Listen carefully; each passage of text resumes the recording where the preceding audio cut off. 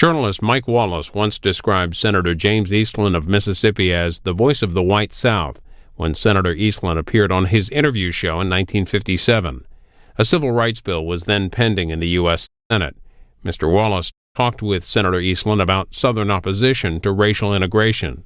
This program runs about 25 minutes. The Mike Wallace Interview. Tonight we go after the story of racial conflict from a United States senator who has been called the voice of the white South. You see him behind me. He's Senator James Eastland of Mississippi.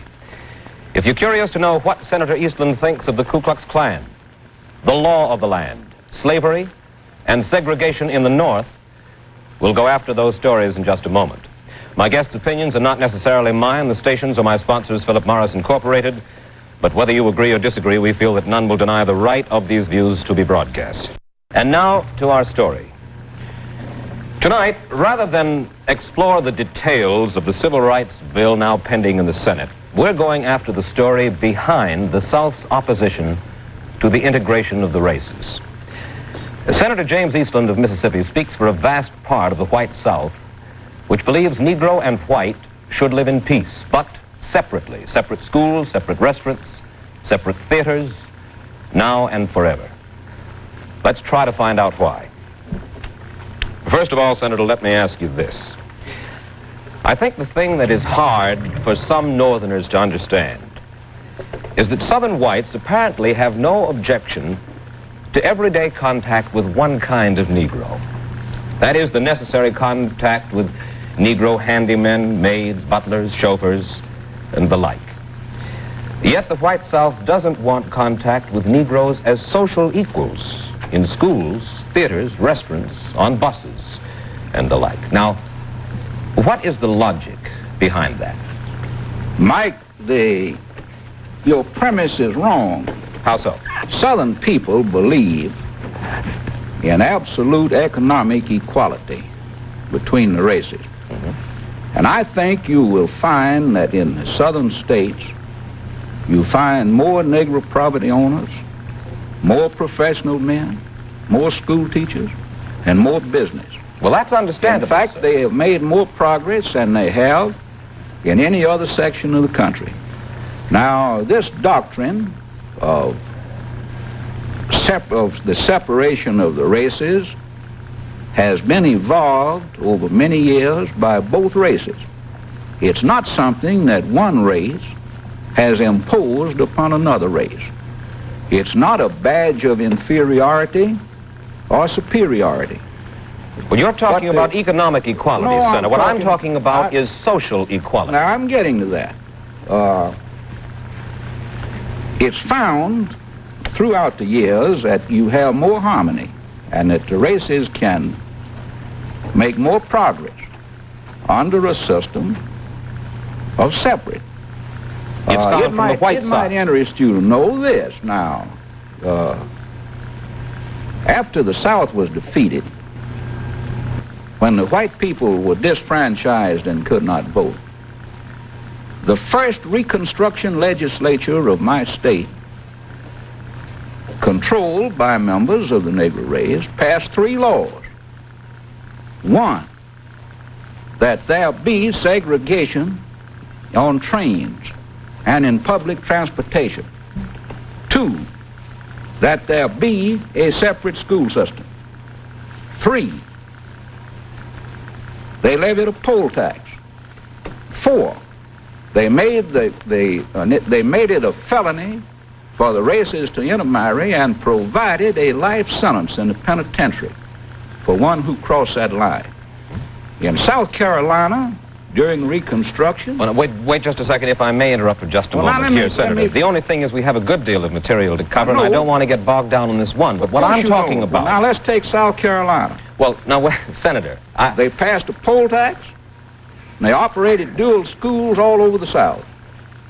Now, that's all I have to say. Senator, that is not responsive to the question that I yes. put to you. What I'm driving at is this. If a Negro maid or nurse is good enough to care for a white infant in the South, live with that infant, feed that infant, and so forth, why is not that same Negro maid allowed to eat in the same restaurant with Southern whites. I want to know the reason behind it. It's a matter of choice. Choice by the white.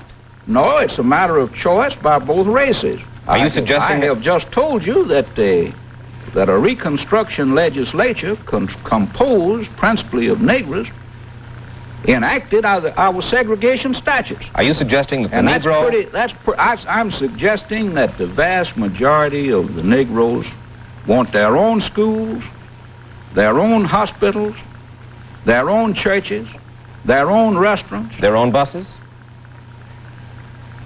Well, now, it would be impractical to operate two sets of buses, certainly. Martin Luther King, the Reverend Martin Luther King told us that for nearly a year, Senator, 95% of the Negroes in Montgomery, Alabama walked or rode in carpools rather than ride in segregated buses. Well, evidently, you're suggesting no, to me... No, now, that wasn't a fact. The trouble in Montgomery started because of mistreatment on the buses. Now, there is no law to date that would force integration on buses, and yet the races segregate themselves on buses. Are you suggesting that the Negro in the South wants segregation too? Oh, but certainly. The Negro in the South wants segregation? 99%, yes, sir. And then a man like... And I've tried to make it clear that they enacted the segregation laws. Martin Luther King, and we talked about this problem with him a few days ago, the Reverend Martin Luther King. He's the Negro minister who led that Montgomery, Alabama bus boycott, as you know. And he told us as follows, Senator Eastland. He said, most Southern whites will associate with the Negro in a master-servant relationship only. It's an attempt to keep the majority of Negroes as menials, he said. Southern reactionaries, he went on, want to maintain a system of human values that developed during slavery days. Now, what about that? Well, that's absolutely incorrect. Now, the biggest business in my home is a Negro insurance company. I employ a Negro in an executive capacity. No, that is not true. As I said, we have more Negro professional men, more businessmen. We have substantial Negro cotton planters. In fact, they have made more progress in the South than in the North. The master-servant relationship today is largely a Northern product. The master-servant is largely a Northern product? Why, sure. Because you have more Negroes in business and in the professions in the South than in any other area of the country. Senator, let me ask you this question. 100 years ago, Southerners owned slaves. They bought and sold human beings from an auction block.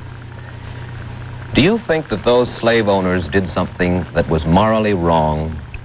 Well, certainly I think human slavery is morally wrong. Now, you know, slavery was not a peculiar Southern institution.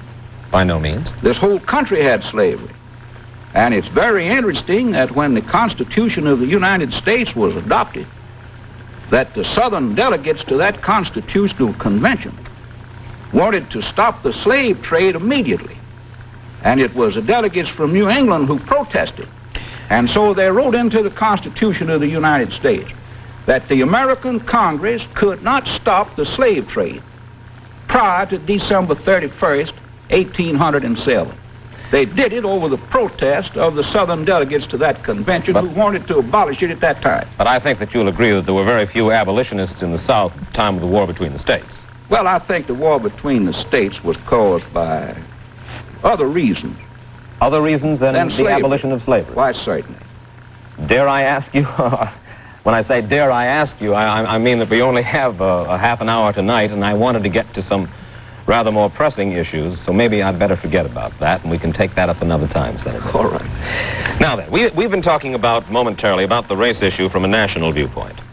Let's look at it from an international angle, Senator Eastland, at what it does to our prestige abroad.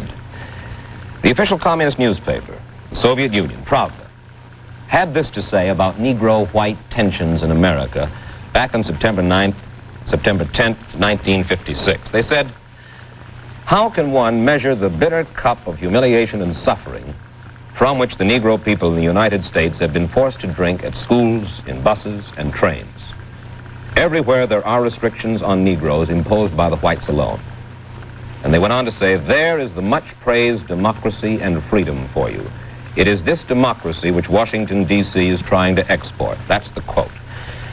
Now then, we won't comment upon the believability, the credibility, or what we feel about Pravda, but I'd like to put this question to you.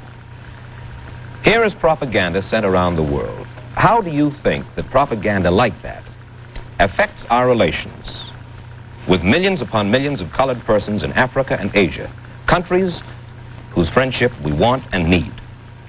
Well, here's what I think about that. Now, that is, of course, you'll admit, communist propaganda. They have said that the laboring man in the United States is a serf. They have charged that we have slavery in the United States. They have said the President of the United States plans atomic war. They have called the American people thieves, murderers, butchers. I say it's communist propaganda, and nobody in the world, in the free world, pays any attention to communist propaganda. Are you suggesting that this does not have certain effects upon the colored peoples of the world, Senator Eastland? I couldn't see where the colored people of the world would fall for propaganda.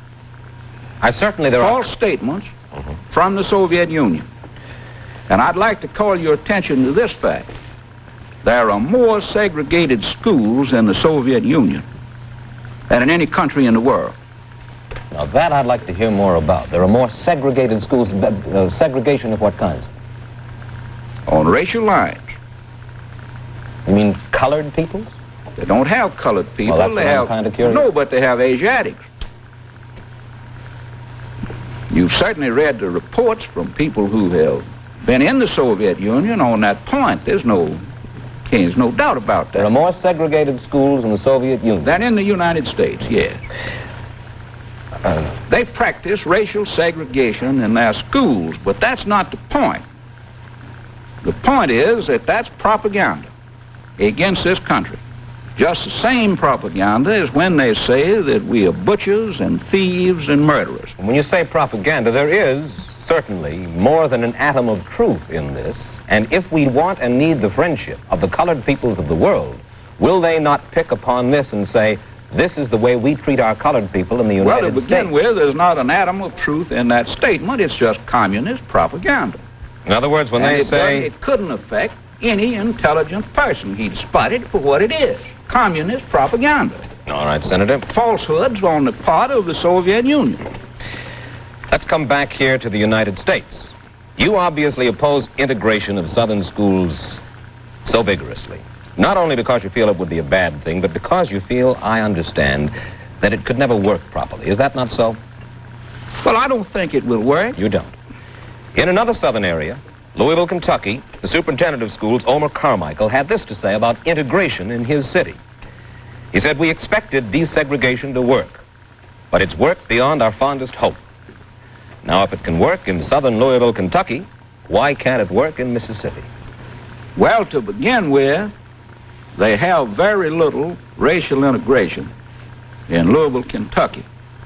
Now, if he says it worked there, it certainly didn't work a few miles from there at Clay, Kentucky, or at Sturgis, Kentucky, or at Clinton, Tennessee. And if I read the New York papers right, I see on yesterday that there was announced a zoning plan for schools in New York City by the superintendent of schools. And a statement from the chairman of the Urban League of New York City that was de facto segregation in the schools of New York City. Well, that has nothing to do, actually, sir, with the question that I asked you. Well, I know if it can be made to when work. you raise a question as to the South, yes, that's one thing. But you say when it can't work when the same thing is happening in the North, then that's something else. No, in a sense here, I'm the fellow who's supposed to ask the question, well, Senator. I have asked you, I put it to you candidly, and this is a very serious pointed issue here. If Superintendent Carmichael can make it work because of the way he's prepared in Louisville, Kentucky, then it is possible that it can work in other places in the South. Well, I think, no, I think where you have a real racial problem, that it will not work. Now, And you feel there's no real racial problem in I Louisville? feel this as to my state. Neither race wants it. I think there are those who would say you nay. Let's take another look at a problem of the Negro in the South, and that is voting. We read in national publications like Time magazine, for instance, that Negroes in the South are turned down for registration to vote because of unfair literacy tests. Questions like, for instance, how many bubbles are there in a bar of soap? Or how many persons are there on the payroll of the United States government? The Negro who wants to register to vote can't answer it successfully, therefore he's turned down on the basis of being illiterate. What knowledge have you of this kind of test, Senator Eastland? Well, I have enough knowledge of those allegations to know that there's nothing to them. Now, your first statement was how many bubbles in a bar of soap. That was a fable that was published in the magazine The Nation more than 30 years ago and was exploded at that time. Bubbles exploded. Senator, according to today's, let's not go back to The Nation magazine 30 years ago. According to today's Washington Sunday Star, such tests came to light when Negro leaders gave, quote, sworn testimony before the Senate Judiciary Committee, unquote, of which you're the head. Yes, and one of those witnesses who gave testimony like that was asked by Senator Irwin, the chairman of the subcommittee which was conducting the hearings, to come back the next morning and make his statements when he, under oath, when he could be cross-examined by Senator Irwin. You know, the right of cross-examination is vital to elicit what the facts are. This witness agreed to do that. His mentor, the NAACP, agreed in the hearing to have him back. That night, he was spirited out of the city of Washington and did not return. At those hearings, a witness also listed three murders in the state of Mississippi that he said were caused from voting. The press of the country carried it, lurid accounts all over the country condemning our people. Yet the facts were that in one of those cases, no such thing had ever happened. Well, Senator, are you suggesting... wait a minute. Here's what I'm saying. Let me get through now. All right. Another, there was a road running down by the side of a lake. A Negro woman and her two children were in an automobile driving down by the side of the road, down by the lake.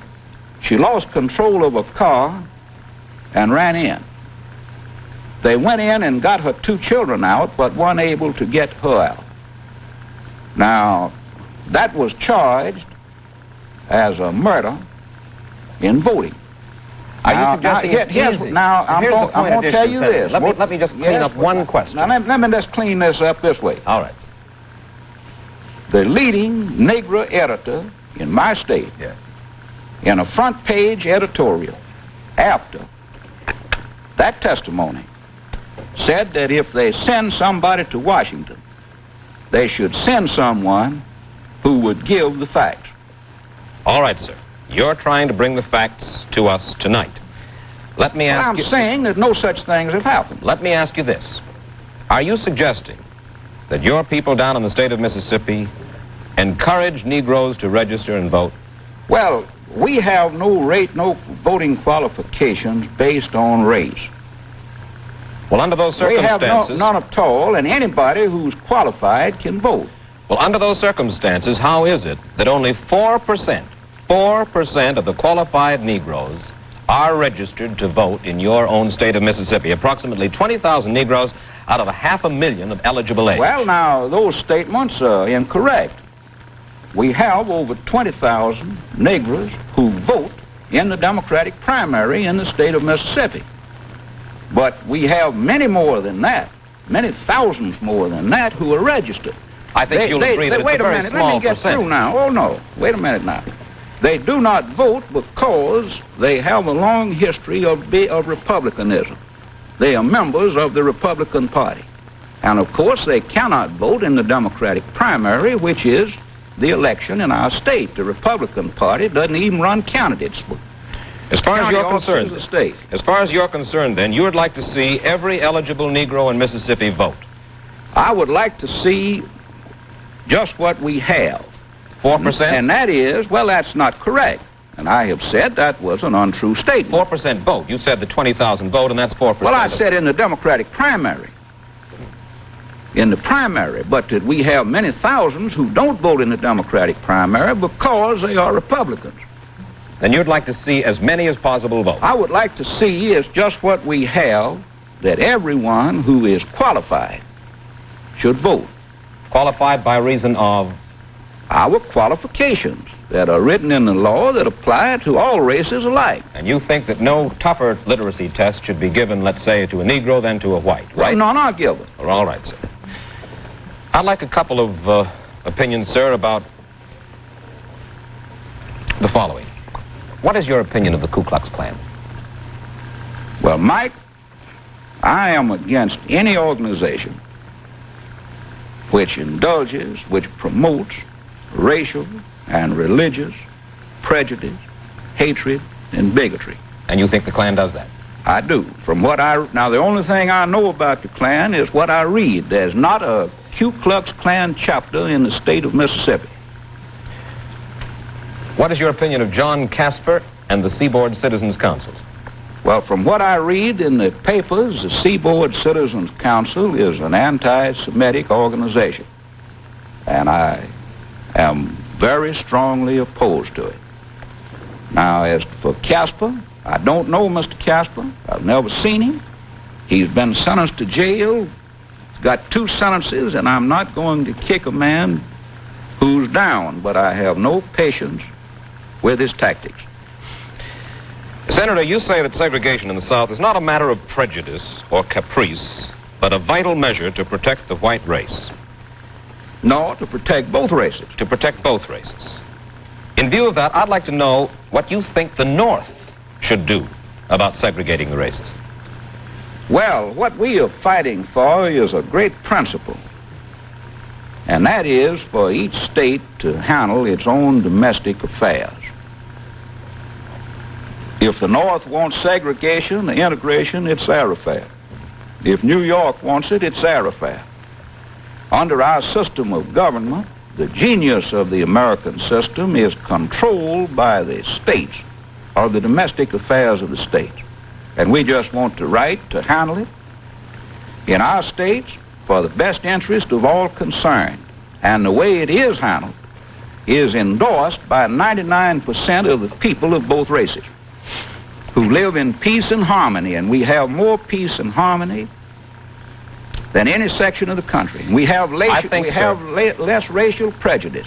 I think Mike, I was in Hawaii last fall, and I talked to the wife of one of the leading businessmen there, who had lived many years in the South and had lived many years in New York City and had lived many years in Honolulu. And she made a statement that was very significant. She said that she really learned racial tolerance in the South.